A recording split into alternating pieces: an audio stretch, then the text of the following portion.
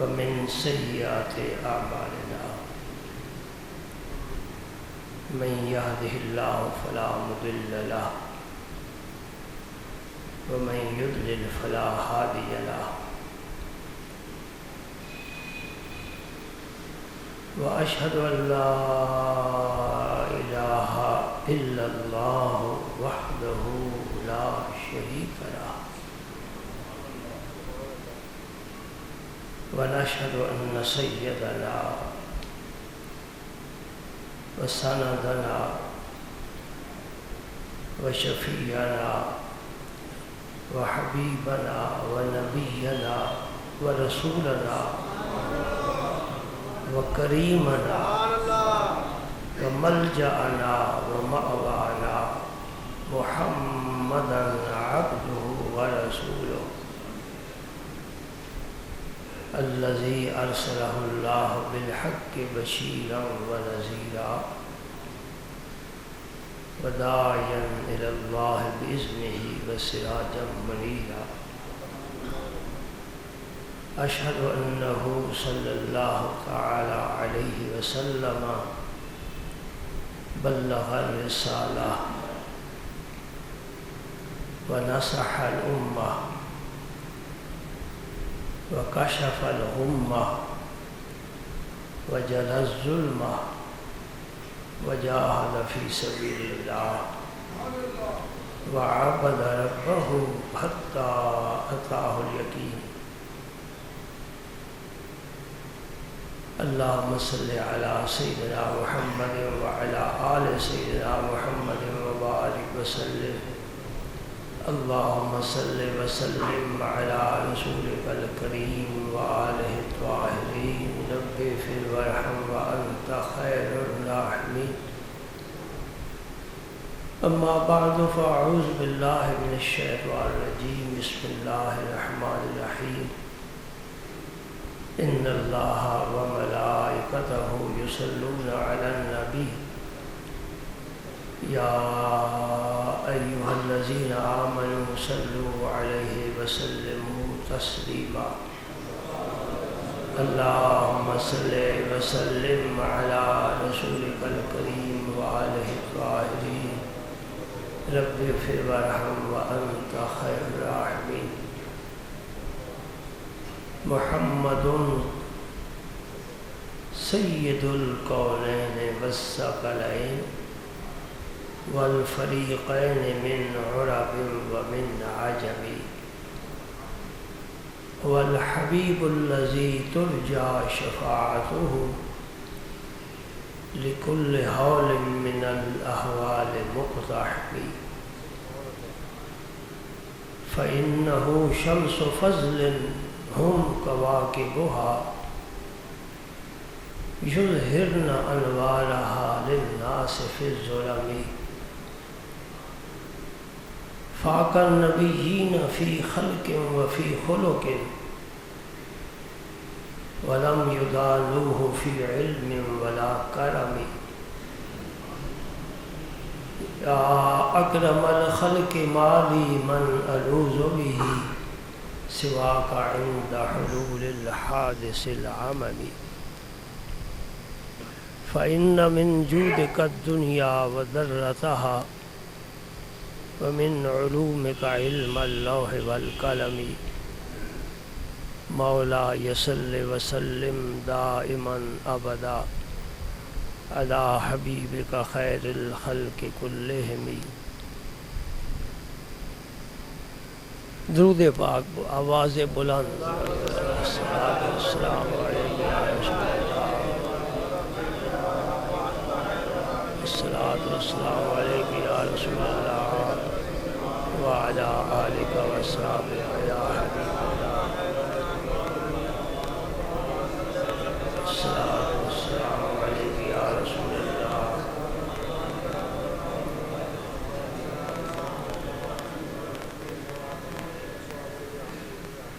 انسان اشرف المخلوقات ہے.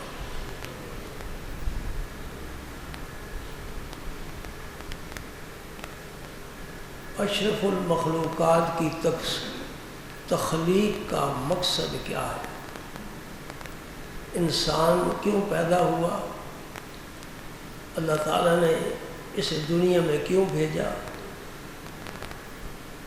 اسے کیا کرنا چاہیے۔ قرآن پاک میں اس کا جواب موجود ہے۔ ارشاد فرمایا وَمَا خَلَقْتُ الْجِنَّ وَالْإِنسَ إِلَّا لِيَعْبُدُونِ، جنات کو میں نے اپنی عبادت کے لیے پیدا کیا، انسان کو بھی میں نے اپنی عبادت کے لیے پیدا کیا۔ عبادت تین طرح کی ہوتی ہے، ایک فقط بدنی عبادت جس کا تعلق انسان کے مال کے ساتھ نہیں، امیر ہو غریب ہو سب پر وہ عبادت فرض ہے، جیسے نماز ہے، روزہ ہے۔ پیسہ ہے نہیں ہے نماز پڑھے گا، کاروبار کا اس کے ساتھ کوئی تعلق نہیں ہے،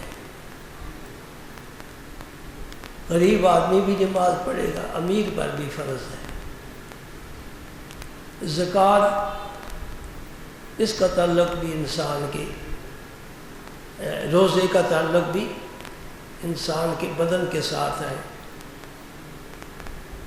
فمن شاہد منکم الشہر فلیصمہ، رمضان کا مہینہ آ جائے ہر کلمہ گو عاقل بالغ پر روزہ رکھنا فرض ہے، غریب ہے تب بھی رکھے، امیر ہے تب بھی رکھے۔ ایک عبادت کی قسم ہے جس کا تعلق بدن کے ساتھ بھی ہے، مال کے ساتھ بھی ہے۔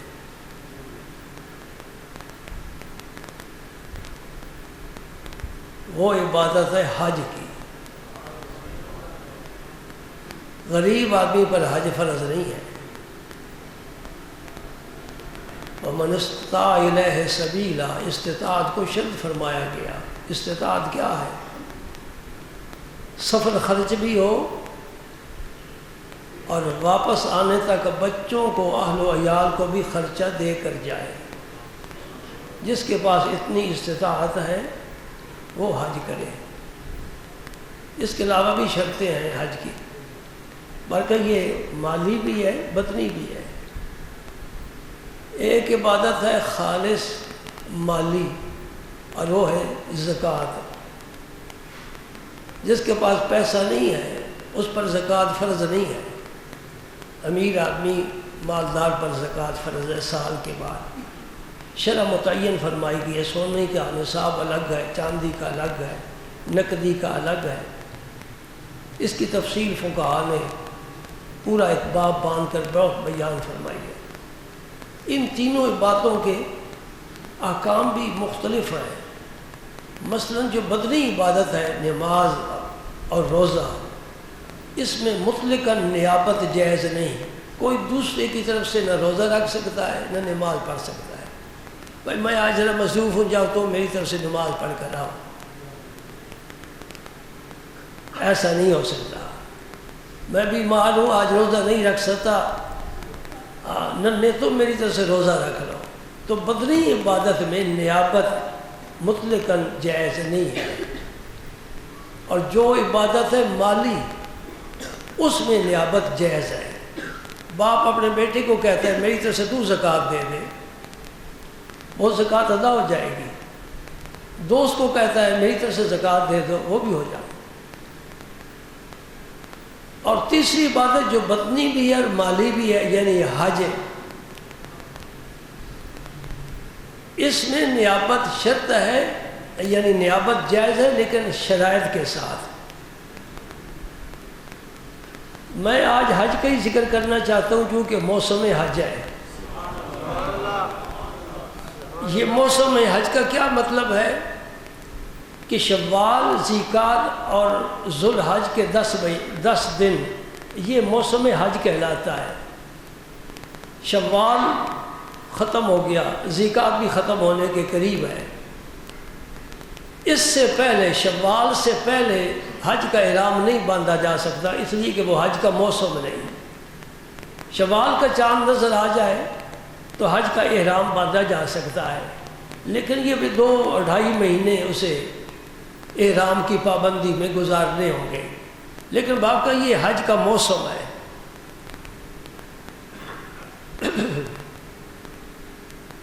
حج سن 9 ہجری میں فرض ہوا ہے۔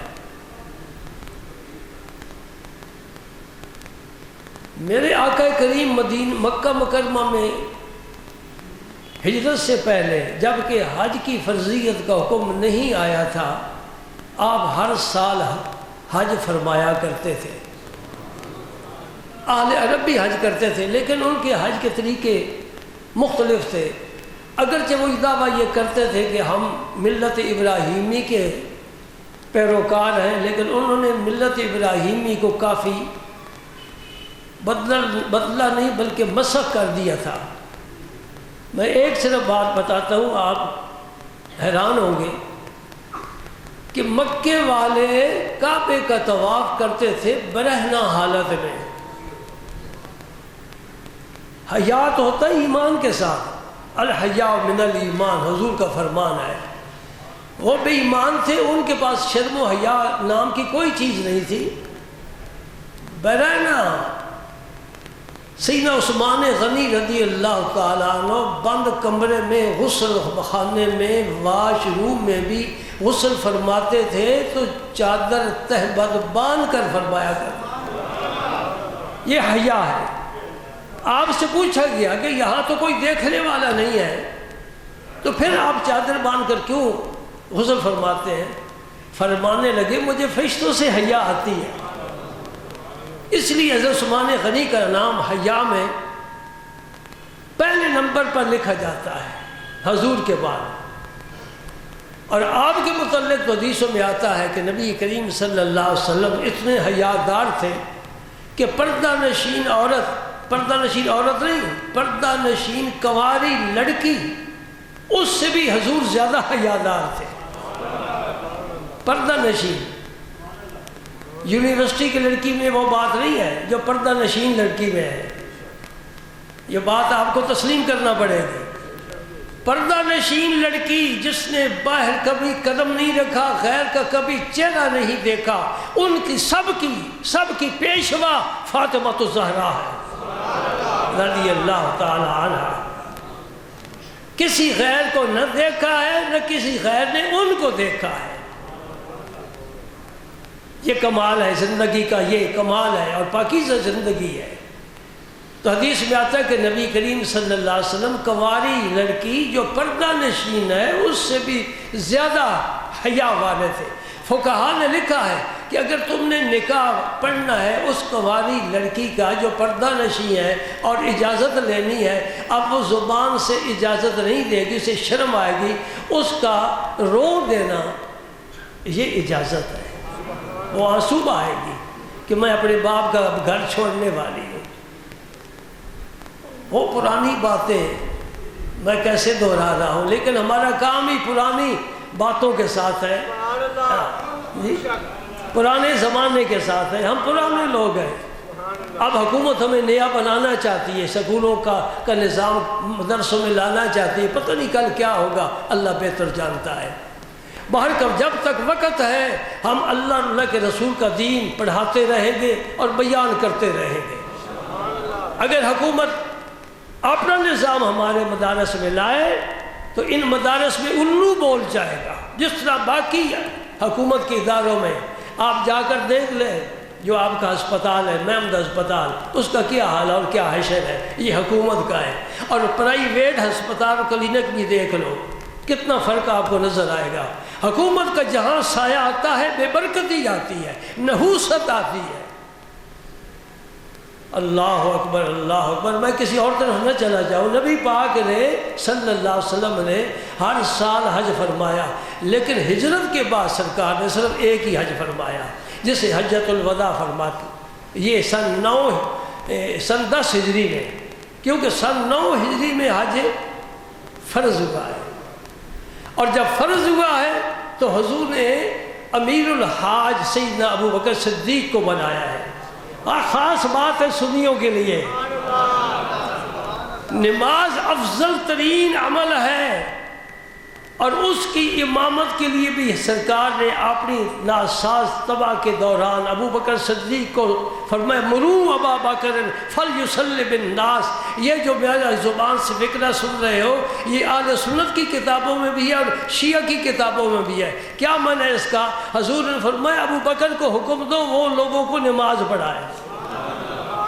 حضور کی موجودگی میں کہتے علماء 17 نمازیں سیدنا ابو بکر صدیق نے پڑھائی، جن میں سے ایک نماز ایسی تھی جس میں حضور بھی تشریف لائے اور ابو بکر صدیق رضی اللہ تعالیٰ عنہ نے پیچھے ہٹنا چاہا۔ حضور نے فرمایا لا مکان کا یا ابا بکر، ابو بکر کھڑے رہو نماز پڑھاتے رہو۔ حضور ان کے پہلو میں آ کر بیٹھ گئے۔ اب نماز کا نقشہ یہ تھا کہ حضور صدیق اکبر کے امام ہیں اور سب صحابہ ابو بکر صدیق کے مقتدی ہیں۔ سبحان اللہ۔ اور حج جب حکم ہوا وَلِلَّهِ عَلَى النَّاسِ حِجُّ الْبَيْتِ مَنِ اسْتَطَاعَ إِلَيْهِ سَبِيلًا، یہ حکم ہے حج کا۔ استطاعت ہے تو جاؤ اللہ کے گھر کی زیارت کرو، اللہ کے گھر کی زیارت کرو۔ گھر تک پہنچ جاؤ گے تو پھر ہو سکتا ہے گھر والا بھی مل جائے۔ حضرت بایزید بسطامی رضی اللہ تعالی عنہ جن کے متعلق حضرت جنید بغدادی نے فرمایا ہے، وہ سید الطائفہ ہے جنید بغدادی، وہ فرماتے ہیں کہ جس طرح ملائکہ میں جبریل امین کا مقام ہے اس طرح اولیاء کرام میں بایزید بسطامی کا مقام ہے۔ سبحان اللہ۔ جس سے اللہ تعالیٰ جو عزت عطا فرمائے، اللہ عزت دینے والا ہے، جو اس کے دروازے پر آ جائے اسے عزت مل جاتی ہے۔ میں اگلے روز ساتھی سے کہہ رہا تھا کہ یہ قرآن پاک ہے، یہ بھی عزت دیتا ہے، اللہ کا کلام ہے نا، عزت دیتا ہے۔ نماز کے لیے بہت سے نمازی جمع ہو گئے، امامت کے لیے کہا جی حافظ صاحب تم آگے بڑھو۔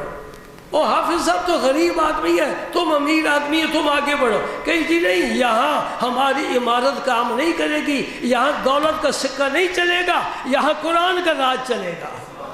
ایسے ہی ہے۔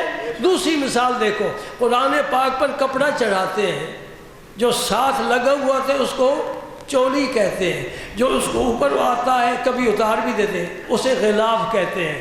وہ معمولی کپڑے کا ہوتا ہے، ہو سکتا ہے تیرا سوٹ بڑا قیمتی ہو، ریشمی ہو جی، اس کپڑے سے تیرا کپڑا قیمتی ہو، لیکن تو اپنے کپڑے کو کبھی چومے گا نہیں، اس معمولی کپڑے کو چومے گا، اس لیے کہ یہ قرآن سے نسبت رکھتا ہے۔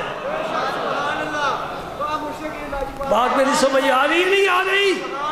یہ قرآن عزت دے رہا ہے اس کپڑے کو جو معمولی قیمت کا ہے، میلا بھی ہے، قرآن عزت دے رہا ہے۔ میں قرآن سے وابستہ ہوں، مجھے بھی چوم۔ قرآن کہتا ہے میرے ساتھ وابستہ ہے، مجھے چومنا اس سے بھی چوم۔ سبحان اللہ۔ پھر ایک اور بات بھی سمجھتے جاؤ، میرا موضوع تو اسی طرح چلتا ہے، میں موضوع کا کبھی پابند نہیں ہوا، لیکن بات کروں گا وہ کروں گا جو ذوق کی ہو، جس کو وجدان اپیل کرے۔ ایک بات سنو، جو چولی ہے فقہا سے پوچھو، علماء بتائیں گے اس چولی کا حکم اور ہے، غلاف کا حکم اور ہے۔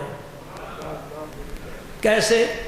اگر آدمی بے وضو ہے نا، بے وضو، تو قرآن پاک کو ہاتھ نہیں لگا سکتا، اور صرف چولی چڑھی ہو تو اس کو بھی ہاتھ نہیں لگا سکتا، اس چولی کو بھی بے وضو قرآن پاک کی وجہ سے ہاتھ نہیں لگا سکتا۔ اور اگر غلاف چڑھا ہوا ہو جو الگ بھی ہو جاتا ہے، کبھی اوپر چڑھا لیتے ہیں، تلاوت کرنی ہو تو اتار بھی دیتے ہیں، وہ چڑھا ہوا ہو تو پھر بے وضو آدمی قرآن کو پکڑ سکتا ہے۔ وہ فرق کیا ہے؟ چولی اور غلاف میں فرق کیا ہے؟ دونوں قرآن کے اوپر آنے والے۔ بھائی فرق ہے نا، چولی ساتھ نہیں چھوڑتی، غلاف ساتھ چھوڑ جاتا ہے۔ یہ بس اتصال ہے، وہ انفصال ہے۔ چولی میں اتصال ہے، کبھی الگ نہیں ہوگی، اور غلاف انفصال ہے، کبھی الگ بھی ہو جاتا ہے۔ اسی طرح جو وابستہ رہتے ہیں رب کے رسول سے، ان کا حکم اور ہے، جو کبھی آ جاتے ہیں کبھی چلے جاتے ہیں، ان کا حکم کچھ اور ہے۔ سبحان اللہ۔ ایک اور مثال بھی بتاتا ہوں، یہ آپ کونی دھو رہے ہیں، وضو کر رہے ہیں، جب تک کونی کے اوپر پانی ہے وہ پاک ہے، جب تک بدن کے ساتھ ہے پاک ہے، جب بدن کو چھوڑے گا حکم بدل جائے گا۔ امام صاحب کے 3 قول ہیں، مائع مستعمل کے متعلق ہمارے امام اعظم کے 3 قول ہیں۔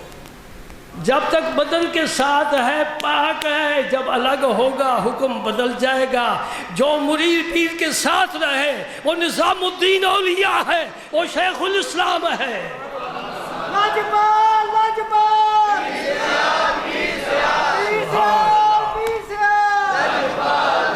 نبی کریم صلی اللہ علیہ وسلم نے حضرت سیدنا ابو بکر صدیق کو امیر الحاج بنا کر بھیجا، جاؤ حاجیوں کو آج حج کراؤ جی نماز کی طرح۔ اور پھر سورہ برات نازل ہوئی، جس سے پہلے جسے سورہ توبہ بھی لکھتے ہیں، اس سے پہلے بسم اللہ شریف نہیں لکھی جاتی۔ قرآن پاک کی ہر سورت سے پہلے بسم اللہ ہوتی ہے، اس سے پہلے بسم اللہ نہیں ہے، چونکہ حضور نے فرمایا نہیں اس لیے لکھا نہیں۔ یہ قیاس کی تو بات نہیں ہے نا، کہتے ہیں چونکہ اس میں حکم اس قسم کا ہے کہ مشرکین سے کے خلاف جہاد کا حکم ہے، وہ الگ بات ہے، وہ بھی روایت ہے۔ اللہ اکبر۔ یہ سورت جبریل امین نے عرض کی ہے، یا رسول اللہ آپ کے خاندان کا کوئی فرد جا کر پڑھ کر سنائے عرفات کے میدان میں، جہاں مشرکین بھی حج کرنے کے لیے آئے ہوں گے۔ برات من اللہ و رسول، اللہ اور رسول مشرکین سے بری ہو گیا، آج کے بعد تمہارے ساتھ ہم وہ سلوک کریں گے جس کے تم حقدار ہو۔ سبحان اللہ۔ یہ خاص بات آپ بتانے لگا ہوں، سمجھیے، غور کیجئے۔ ابو بکر صدیق حجاج کو لے کر جا رہے ہیں، راستے میں ٹھہرے ہوئے ہیں، جناب علی المرتضیٰ کو حضور نے فرمایا تم جاؤ۔ ابو بکر صدیق امیر الحاج ہے، وہ برقرار ہے اپنے منصب پر، تم نے صرف یہ سورت پڑھ کر وہاں سنانی ہے۔ اس کی 30 یا 40 آیات، 2 روایتیں ملتی ہیں، یہ 30 یا 40 آیات تم نے عرفات کے میدان میں پڑھ کر سنانی ہے، تم بھی جاؤ۔ جب حضرت ابو بکر صدیق نے دیکھا نا کہ یہ تو علی المرتضیٰ آ گئے، فرمایا امیر ام معمور، کیا پیاری بات ہے، علی میری جگہ حضور نے تمہیں امیر بنا دیا ہے، مجھے معزول کر دیا ہے، یا تو میرا مامور بن کر میرے ساتھ حج کرے گا، میرے ماتحت بن کر حج کرے گا۔ مانا یہ ہے اگر رسول اللہ نے مجھے معزول کر دیا ہے، میں تجھے مصلی دے دیتا ہوں، پیچھے ہٹ جاتا ہوں۔ یہ ڈسپلن ہے اسلام میں، اس کی مثال دنیا میں نہیں ملتی۔ فاروق اعظم جیسا حکمران ہو، خالد بن ولید جیسا جرنیل ہو، اور میدان جہاد ہو، فوج پوری خالد بن ولید پر جان چھڑک دی ہے، این میدان جہاد میں عمر فاروق کا خط پہنچا ہے کہ میں نے خالد بن ولید کو معزول کر دیا ہے اور فلاں کو اس کی جگہ میں نے سپہ سالار بنایا ہے۔ بھائی فوج کو چھوڑ کر پرویز مشرف سے پوچھو تم کیسے آ گئے، تمہیں کرسی کیسے ملی؟ یہ ڈنڈے کے زور کے ساتھ، ڈنڈا چل سکتا ہے، آج جنرل راحیل بھی ڈنڈا چلا سکتا ہے، لیکن جس میں اللہ تعالیٰ نے کوئی انسانیت رکھی ہے نا، وہ سمجھتا ہے مجھے اپنے مقام پر رہنا چاہیے، آگے نہیں بڑھنا چاہیے۔ جناب حضرت خالد بن ولید کو جب خط پہنچتا ہے، فوج کا سپہ سالار ہے، پوری فوج پیچھے ہے، جھنڈا نئے جرنیل کو دے کر پیچھے چلے جاتے ہیں سپاہیوں کی صف میں۔ بات یاد رکھنے والی ہے، کہنے والے بڑی باتیں کہتے ہیں۔ کسی نے کہہ دیا خالد تو پہلے جرنیل تھا، اب عام سپاہی کی حیثیت میں ہے، تیری وہ پہلی حیثیت نہیں رہی، بڑا فرق ہوتا ہے۔ کسی کو کہا جائے ذرا اٹھو مجھے بیٹھنے دو، بڑا محسوس کرے گا۔ خالد بن ولید نے جو جواب دیا سونے کے ساتھ، کہتے ہیں لکھنے والا، میں کہتا ہوں سونے کی کوئی قیمت ہی نہیں ہے۔ کیا جواب دیا خالد بن ولید نے؟ فرمایا جب میں سپہ سالار تھا تب بھی میری تلوار اللہ کے لیے بے نیام تھی، آج میں سپاہی ہوں تب بھی میں لڑوں گا تو اللہ کے لیے لڑوں گا۔ سبحان اللہ۔ جو اس مرتبے پر ہو، اس مقام اخلاص پر ہو، اس کا چلنا بھی، اس کا بیٹھنا بھی، اس کا دیکھنا بھی، سننا بھی، کھانا پینا سب جہاد ہے۔ اللہ اکبر۔ اللہ تعالیٰ ہم تو بھائی میرے خیال میں اس سعادت کے قابل نہیں ہیں، نہ جہاد کر سکتے ہیں، اور جب جہاد نہ کریں تو شہادت کا درجہ کیسے ملے؟ اب تو نہ تو صحت ہے۔ میں کبھی کبھی کہتا ہوں یا اللہ میں مولوی نہ ہوتا، میں مجاہد ہوتا، میرے خون کا آخری قطرہ تیرے دین کے لیے کسی خاک پر بکھر جاتا تو میں سمجھتا میں بڑا خوش نصیب ہوں۔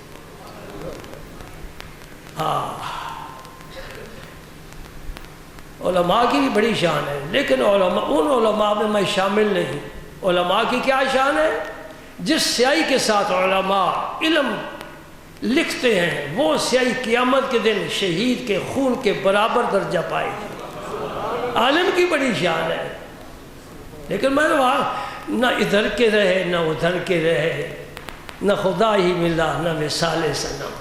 دعا کرو اللہ تعالیٰ قبول فرما لے، قبول فرما لے۔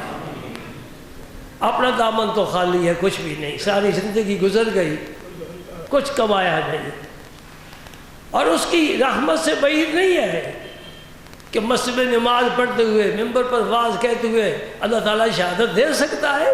عمر فاروق نے دعا مانگی تھی نا، اللہ مرزقنی شہادتاً فی سبیلک و موتاً ببالد حبیبک، دو باتیں پیش کر دی، یا اللہ تیرے نبی کے شہر میں مجھے شہادت ملے۔ یہ تو دار الامن ہے، یہاں شہادت کیسے؟ رب نے نبی کی مسجد میں نبی کے مصلی پر شہادت عطا فرما۔ سبحان اللہ، وما ذلک علی اللہ بعزیز۔ اور عمرے حضور نے 4 فرمائے۔ الحمدللہ اہل سنت جماعت کا ذہن، ان کی سوچ حضور کا ہی طواف کرتی ہے۔ حج کے مسائل تو میں پھر بیان کروں گا نا، آج تو یہی بیان کر رہا ہوں کہ حضور نے حج 1 فرمایا، عمرے 4 فرمائے۔ یہ روایت حضرت انس بن مالک رضی اللہ تعالیٰ عنہ کی۔ آپ فرماتے حضور نے 4 عمرے فرمائے، جن میں سے 3 ذوالقعدہ میں فرمائے۔ یہ مہینہ ذوالقعدہ سے کہتے ہیں، اس مہینے میں 3 عمرے حضور نے فرمائے، اور 4تھا عمرہ حضور نے حج کے ساتھ فرمایا، وہ ذوالحج میں فرمایا۔ پہلا عمرہ سن 6 ہجری میں، یہ حدیبیہ کے مقام پر حضور مدینہ طیبہ سے 1400 صحابہ کے ساتھ عمرے کی نیت سے آپ سفر فرماتے حدیبیہ کے مقام پر پہنچے۔ مشرکین مکہ نے وہاں روک لیا کہ ہم آگے نہیں جانے دیں گے۔ یہ واقعہ بڑا خوبصورت اور طویل ہے۔ حضور وہاں سے واپس آ گئے۔ حضرت انس نے اس کو بھی عمرہ شمار کیا ہے، اگرچہ یہ بالفعل عمرہ نہیں ہے، لیکن جب آدمی نیت پختہ کر لیتا ہے، وہ کام نہیں بھی کر سکا، اللہ تعالیٰ اس سے بھی اجر مکمل عطا فرمائے گے۔ ایک حدیث ہے حضرت براء بن عازب کی رضی اللہ تعالیٰ عنہ، یہ بھی پہلی صف کے صحابہ میں شامل۔ انہوں نے حضور کے 3 عمرے لکھے ہیں، فرمایا ہے۔ یہ عمرہ انہوں نے شامل نہیں کیا، انہوں نے 3 عمرے جو بالفعل حضور نے فرمائے، لیکن اس 2 حدیثوں میں تعارض نہیں ہے۔ حدیث ہمیشہ کسی استاد سے سمجھنی چاہیے، ترجمے سے حدیث سمجھ میں نہیں آتی۔ اس لیے جو منکرین حدیث ہیں وہ اکثر بیچارے پریشان رہتے ہیں کہ یہ حدیث میں کچھ ہے، اس حدیث میں کچھ ہے۔ کچھ نہیں ہوتا، ایک ہی بات ہوتی ہے، لیکن کوئی سمجھانے والا ہو تو بات سمجھ میں آتی ہے، سمجھانے والا ہو پھر سمجھ میں آتی ہے۔ یہ غلام جیلانی بر کے گزرا ہے جیلم کا، بڑا اچھا رائٹر تھا، اس کی انشاء کی میں تعریف کر رہا ہوں، اس کی تعریف نہیں کر رہا۔ وہ غلام احمد پرویز کا بڑا عاشق تھا، غلام احمد پرویز، جس سے پرویزی فرقہ چلا ہے۔ اس نے لاہور میں بیٹھ کر، یہ گریجویٹ تھا یونیورسٹی کا فارغ، اس نے حدیث کا انکار کیا کہ حدیث حجت نہیں ہے، اور اسی قسم کی باتیں لے کر مثلا حضور جس مجلس میں تشریف لے جاتے تھے نا، 3 دفعہ سلام فرماتے تھے۔ وہ کہتا ہے یہ بھی کوئی بات ہے کہ ایک آدمی سلام کہے، 1 دفعہ السلام علیکم، پھر کہے السلام علیکم، پھر کہے السلام علیکم۔ لہذا حدیث پر کوئی اعتبار نہیں، یہ بعد میں جمع کی گئی ہے۔ 3 طرح کا سلام کیا۔ جب حضور مجلس میں تشریف لاتے تھے تو مجلس والوں کو پہلے سلام فرماتے تھے، اسے سلام استئذان کہتے ہیں۔ گھر جائے نا، لا تدخلوا بیوتا غیر بیوتکم حتی تستأنسوا وتسلموا علی اہلہا، باہر سے کھڑے ہو کر السلام علیکم کہو، جواب مل جائے تو چلے جاؤ، نہ ملے تو پھر کہو، 3 دفعہ سلام کہو، 3 دفعہ ہی جواب نہ ہے تو واپس ہو جاؤ، دل میں کچھ میل کا درد لے کر نہ جاؤ، سمجھو گھر والا مصروف ہے، مجھے اجازت نہیں دے سکا، یہ سے سلام استئذان کہتے ہیں۔ پھر جب اندر داخل ہو تو پھر ملاقات کے وقت السلام علیکم کہا جاتا ہے، یہ دوسرا سلام ہے۔ تیسرا سلام الوداعی ہوتا ہے، السلام علیکم اب میں جا رہا ہوں۔ اس میں کون سی بات ہے جو عقل کو اپیل نہیں کرتی؟ لیکن یہ بات تو استاد سمجھائے گا نا، تو ترجمے پڑھ کر ہوئی یا قانون بنا کر بیٹھا ہے۔ بھائی سلام کی بات آئی، میرے نبی کا ایک واقعہ یاد آ گیا، یہی ہمارا حج ہے۔ کعبے پہنچیں گے تو وہ حج کریں گے، یہی حج ہے، یار کی یاد میں بیٹھنا حج ہے۔ سبحان اللہ، سبحان اللہ۔ ایک صحابی کے گھر حضور تشریف لے گئے، آپ نے باہر سے فرمایا السلام علیکم۔ نبی کا قانون صرف امت کے لیے نہیں تھا، نبی عمل کر کے دکھاتے تھے۔ سبحان اللہ۔ حضور نے السلام علیکم فرمایا، صحابی نے سنا، آہستہ جواب دیا تاکہ حضور تک نہ جواب پہنچے۔ حضور نے پھر فرمایا السلام علیکم، تیسری مرتبہ پھر حضور نے فرمایا السلام علیکم۔ کیا معنی ہے؟ اور گھر والوں تم وہ اللہ کی سلامتی ہو، یہی معنی ہے نا۔ 3 دفعہ سلام فرمانے کے بعد جواب نہیں آیا تو حضور واپس چلے۔ اور کتنا خوش نصیب ہے جس کے گھر دونوں جہانوں کا سردار تشریف لا رہا ہے، وہ آئیں گھر پہ، ہمارے خدا کی قدرت ہے۔ نبی پاک تشریف لائے، آنکھیں بچھا دو، صحابی خاموش بیٹھا ہے۔ جب حضور واپس ہوئے تو اس صحابی نے اپنے نام اس وقت میرے ذہن سے نکل گیا، اچانک حدیث ذہن میں آ گئی نا، حافظہ ویسے ہی متاثر ہو چکا ہے۔ حضور نے، صحابی نے اپنے بیٹے کو بھیجا، جاؤ حضور کو بلا کر لاؤ۔ حضور تشریف لائے، ضیافت ہوئی، خدمت ہوئی۔ یہ واقعہ حدیث میں طویل ذرا ہے۔ بیٹے نے اپنے باپ سے پوچھا، یہ بات میں اصل سمجھانا چاہتا کہ حضور نے 3 دفعہ سلام فرمایا، تم نے یہ سلام کی زحمت حضور کو کیوں تھی؟ پہلے جواب دے دیتے، آپ اندر تشریف لے آتے۔ لیکن صحابی تو محبت کے ماہر ہیں، پیار ہی پیار ہے ان کا، دستور حیات۔ اور صحابی جواب دیتے ہیں، بیٹا تو نے سمجھا نہیں، یہ السلام علیکم دعا ہے، اگر میں جواب دیتا تو ایک ہی دعا ملتی، 2 دعائیں باقی میں محروم ہو جاتا، میں اس لیے خاموش رہا، نبی مجھے بار بار دعا دے۔ وہ دعا حاصل کرنے کے لیے میں نے اونچی آواز سے سلام نہیں عرض کیا تاکہ حضور مجھے بار بار فرمائے السلام علیکم، السلام علیکم، السلام علیکم۔ آج اس سلام کی بات آئی، میرے نبی نے فرمایا افشوا السلام، سلام عام کرو، ہر ایک کو، جانتے ہو نہیں جانتے السلام علیکم کہو۔ ہمارے یہاں بہت سے اسلامی جو ہے نا روایات وہ مدھم اور مٹتی جا رہی ہیں، اللہ پاک ہمیں توفیق دے، اسلام سے وابستہ رہیں، اسلامی تعلیمات سے وابستہ رہیں۔ اور سن 10 ہجری میں پھر حضور نے حج فرمایا، یہ حجۃ الوداع کہلاتا ہے۔ اور پھر اعلان عام ہو گیا، تمام قبائل جمع ہو گئے، حضور نے اونٹنی پر ہی طواف فرمایا، کعبے کا اونٹنی پر سوار ہو کر، تاکہ سب لوگ مناسک دیکھ لیں۔ سبحان اللہ۔ ایک اور بات میں بھی ایک ایسا ملا آیا جس نے حضور کی یہ سنت ادا کرنے کے لیے اس نے بھی اونٹنی پر طواف کیا، یہ عبد الوہاب نجدی تھا۔ دیوبندی علماء نے اس کے بارے میں لکھا ہے کہ علم بہت زیادہ تھا اس کے پاس، لیکن عقل نہیں تھا، عقل ہوتا تو جانور لے کر مسجد حرام میں داخل نہ ہوتا۔ نبی پاک کا یہ کمال تھا کہ جس سواری پر سوار ہوتے جب تک سوار رہتے وہ سواری پیشاب وغیرہ نہیں کرتی تھی، اس لیے یہ یہ ضمانت اس بات کی ہے کہ نبی سوار ہے اونٹنی پر، اونٹنی مسجد حرام میں چل رہی ہے، کعبے کا طواف کر رہی ہے، مسجد ناپاک نہیں ہوگی، اور ملا تو جس پر سوار ہے اس کی کیا ضمانت ہے کہ مسجد میں پیشاب نہیں کرے گی؟ یہ جو علماء نے لکھا ہے کہ مسجد میں جنازہ جائز نہیں ہے، اسی خطرے کی وجہ سے کہ میت کے جسم سے کوئی نجاست اگر نکلے گی تو مسجد نجس اور ناپاک ہو جائے گی۔ مسجد میں جنازہ نہیں پڑھنا چاہیے، کسی اور جگہ پڑھنا چاہیے۔ اللہ اکبر، اللہ اکبر۔ سن 10 ہجری میں حضور نے آخری حج فرمایا جسے حجۃ الوداع فرماتے ہیں، اور جو آپ نے خطبہ ارشاد فرمایا وہ تاریخی خطبہ ہے، اور اس خطبے میں آخر میں فرمایا حل بلغت، اے مجمع صحابہ کیا میں نے اللہ کا پیغام تمہیں پہنچا دیا ہے؟ سب نے اقرار کیا یا رسول اللہ آپ نے اللہ کا پیغام ہمیں پہنچا دیا ہے۔ فرمایا اللہم اشہد، 3 دفعہ فرمایا، اس طرح انگلی کے اشارہ پر، اللہم اشہد، ہے اللہ گواہ رہنا میں نے تیرا پیغام ساری اپنی امت کو پہنچا دیا۔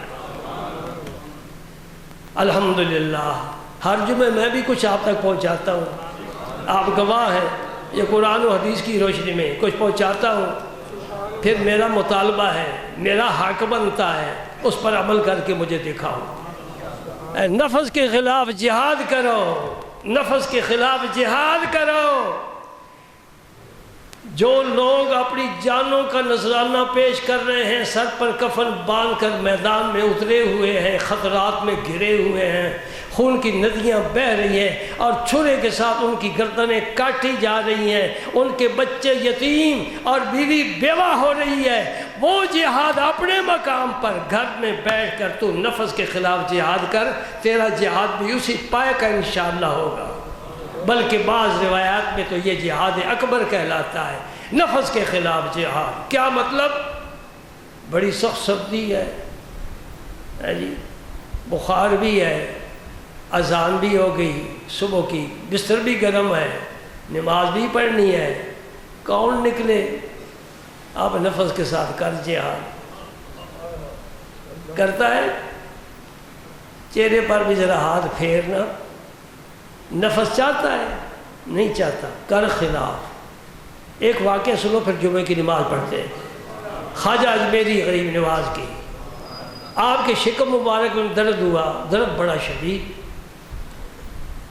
جو سادہ قسم کے پرانے طریقے تھے علاج کے وہ کیے، آرام نہ آیا۔ کسی نے کہا جی یہاں ایک جوگی ہے، ہندو جوگی، وہ علاج کرتا ہے، دم کرتا ہے۔ فرمایا چلو اس کے پاس چلتے ہیں۔ ہندو جوگی کے پاس چلے گئے۔ خواجہ اجمیر نائب رسول، آپ سوچ رہے ہوں کہ اتنی بڑی ہستی ہندو کے پاس دم کرانے جا رہے ہیں؟ نہیں نہیں، دم کرنے جا رہے ہیں، دم کرانے نہیں جا رہے ہیں، دم کرنے جا رہے ہیں، اس کا زنار توڑنے جا رہے ہیں، اس کا دل کا قفل توڑنے جا رہے ہیں۔ آپ اس کے پاس پہنچ گئے، اس نے دم کیا، درد ٹھیک ہو گیا۔ آپ نے پوچھا یہ مقام تجھے کیسے ملا ہے؟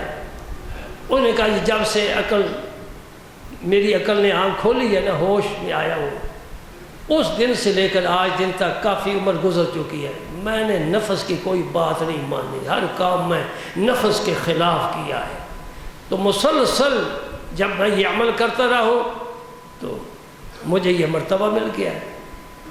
خواجہ غریب نواز نے فرمایا کہ تو نفس کے خلاف زندگی گزار کر یہ مرتبہ پایا ہے، مجھے یہ بتا کیا تیرا نفس پسند کرتا ہے کہ میں دین محمد کا کلمہ پڑھوں؟ انہوں نے کہا نہیں پسند کرتا۔ فرمایا نفس کے خلاف کر اور پڑھ کلمہ محمد عربی۔ ہندو نے کلمہ پڑھا، مسلمان ہو گیا۔ اب پتہ چلا خواجہ غریب نواز دم کرانے نہیں گئے تھے، دم کرنے کے لیے گئے۔ مولانا فخر جہاں دہلی میں ان کا مزار ہے، خواجہ قطب الدین بختیار کاکی کے دربار پر میں نے زیارت کی ہے۔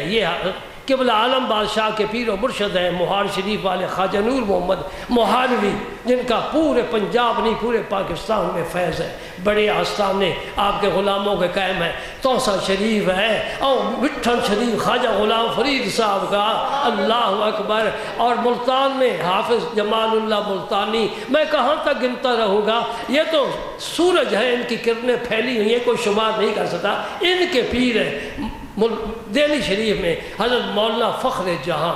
آپ سیر کے لیے چلتے چلتے دریا کے کنارے پہنچ گئے، عصر کے بعد شام کے قریب وقت تھا، وہاں ہندو شنان کراتے ہیں، شنان کرنے والے وہاں کوئی پیسے لے کر نا چار پانی کے ڈول ادھر ڈالتے ہیں، ڈول ادھر ڈالتے ہیں، کہتے ہیں شنان ہو گیا۔ شنان کیا ہونا ہے؟ آپ نے فرمایا اچھا بھی میں بھی شنان کرنا چاہتا ہوں، یہ ہندو کی رسم ہے۔ دہلی کا روحانی بادشاہ ہو تو وہ ہندو سے شنان کیسے کرائے؟ آپ بیٹھ کے مرید بڑے حیران کہ قبلہ مولانا فخر جہاں یہ کیا کر رہے ہیں؟ خیر ہو گئی بات، وہ تو دو ادھر ڈالے دو ادھر ہے، پوچھا بھائی کتنی تیری اجرت ہے؟ انہیں بتایا، آپ نے اس سے کئی گنا زیادہ اس کو اجرت دی اور آپ چلے آئے۔ اس نے مریدوں کو بلا کر پوچھا کہ یہ کون ہے؟ یہ ہمارے تو نہیں ہے، یہ تو مسلمان ہے، یہ کون ہے؟ انہوں نے کہا یہ مولانا ہے، مولانا دہلی میں دھوم مچی ہے۔ شاہ ولی اللہ سے پوچھو مولانا فخر جہاں کا کیا مقام تھا؟ شاہ عبدالعزیز محدث دہلوی کی دستار بندی مولانا فخر جہاں نے کرائی ہے۔ اور جب امتحان کا وقت آیا تھا حکومت کی طرف سے شاہ ولی اللہ محدث دہلوی ان کی جائیداد ضبط کر لی تھی، مولانا فخر جہاں نے انہیں اپنی حویلی میں جگہ دی تھی اور اپنی سفارش کے ساتھ ان کی جائیداد واپس کرائی تھی۔ یہ الگ بات ہے کہ مورخ قلم شاہ ولی اللہ کے فضائل لکھتا ہے، مولانا فخر جہاں کو فراموش کر دیتا ہے۔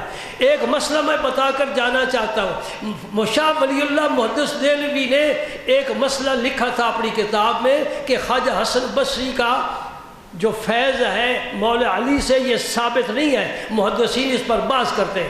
مولانا فخر جہاں جن کا کام ہی تسبیح کے ساتھ تھا، دلوں کا زنگ اتارنے کا کام کیا کرتے تھے، آپ نے ایک رسالہ لکھا، فخر الحسن اس کا نام رکھا، اور دلائل سے ثابت کیا ہے کہ خواجہ حسن بصری نے مولا کائنات سے استفادہ روحانی کیا ہے اور یہ ان کے خلیفہ اور ان کے نائب ہیں۔ اور اس پر سر سید احمد خان نے اپنا تأثر لکھا ہے، وہ کہتے ہیں میں نے سمجھ رہا تھا کہ یہ درویش ہیں، لیکن میں ان کا رسالہ پڑھ کر اتنا متاثر ہوا ہوں کہ تسبیح چلانے والا، نوافل پڑھنے والا، خانقاہ میں رہنے والا اتنا عظیم مسئلہ لکھ گیا ہے کہ شاہ ولی اللہ محدث دہلوی کو جرأت نہیں ہوئی اس کو چیلنج کر سکے۔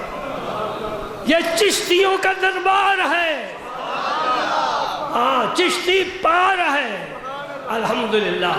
یہ بہت سی میرے پاس ایسی روایات ہیں، ایسی یادیں ہیں کہ آپ سن کر حیران ہوں گے۔ یہ الگ بات ہے کہ ایک نام چل جاتا ہے، نام چل جاتا ہے، شہرت ہو جاتی ہے، لیکن میں شاہ ولی اللہ محدث دہلوی کے علمی کا مقام کا معترف ہوں۔ لیکن یہ ایک جزئی مسئلہ تھا۔ بار کے بعد کیا کر رہا تھا، مولانا فخر جہاں غسل فرما کر واپس آ گئے، آ کر پھر یہاں غسل کیا، کپڑے بدلے، کیونکہ وہ ہندی کا غسل تھا، ہندو کا اپنا غسل کیا۔ اس کو پتہ چلا کہ یہ مولانا صاحب تھے، گھر چلا گیا، شام ہو گئی، رات ہو گئی، صبح ہو گئی، انہیں اپنے سارے بچوں کو لیا تو آ کر مسلمان ہو گیا۔ اب مریدوں کو پتہ چلا کہ اس دریا پر جا کر ہندو سے شنان کیوں مولانا نے کرایا ہے، بس وہاں آپ بیج ڈال کر آئے ہیں، میں گیا ہوں، یہ ضرور میرے پیچھے آئے گا۔ اللہ تعالیٰ پاک لوگوں کی نسبت نصیب فرمائے۔ یاد رکھو دوستو، یاد رکھو، جو ہی انسان بالغ ہو تو کسی نہ کسی کامل کے ساتھ ضرور وابستہ ہو جائے، سمجھے؟